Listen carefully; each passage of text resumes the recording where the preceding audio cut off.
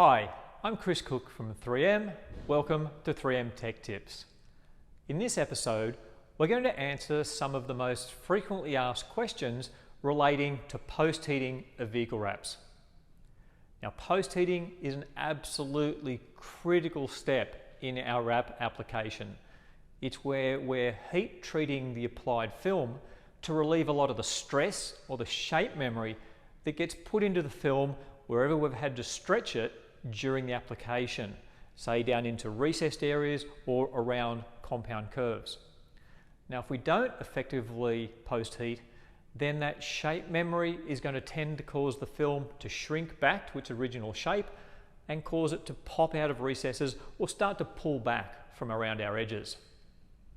So let's look at 5 of the most frequently asked questions relating to the post-heating process. So question 1 is, where do I have to post-heat? And the simple answer is, we should be post-heating wherever the film was stretched during the application. So if you stretched it, you should post-heat it. If we look at this bonnet, for example, we can see that in the center section here, it's quite flat. We didn't really need to stretch the film to apply it in this area, so we don't really need to post-heat that.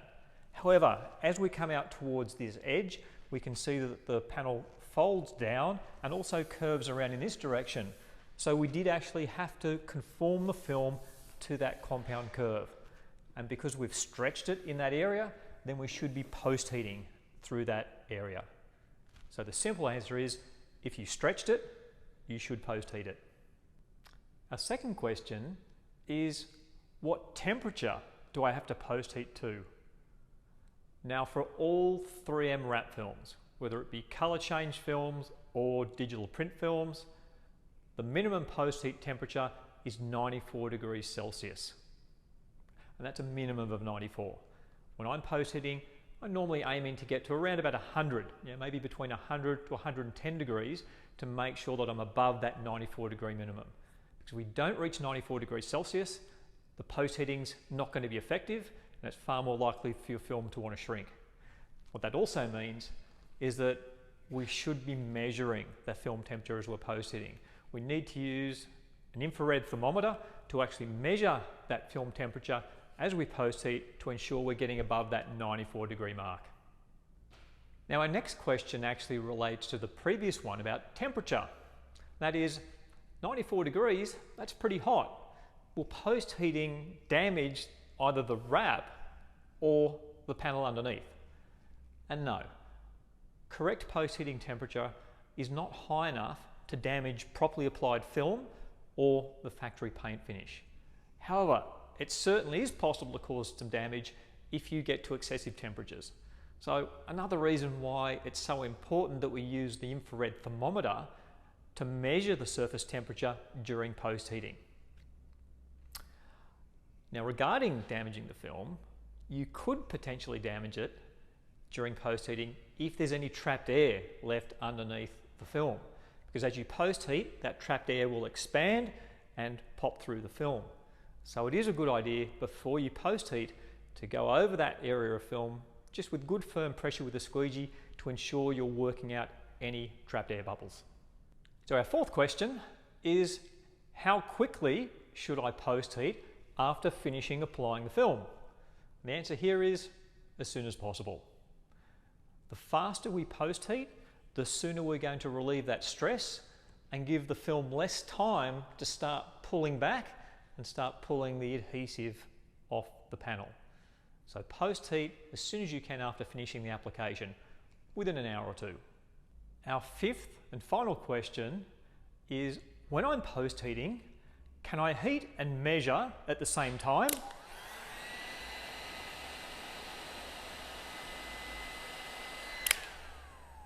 Or should I heat and measure as 2 separate operations?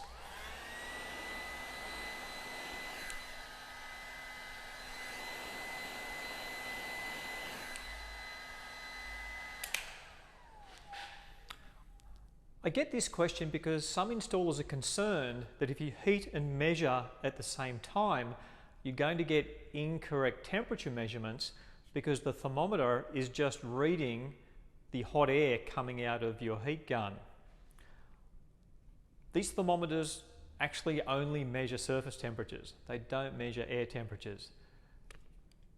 You can actually demonstrate that by pointing the heat gun in the air like that, and then pointing the thermometer through the hot air stream.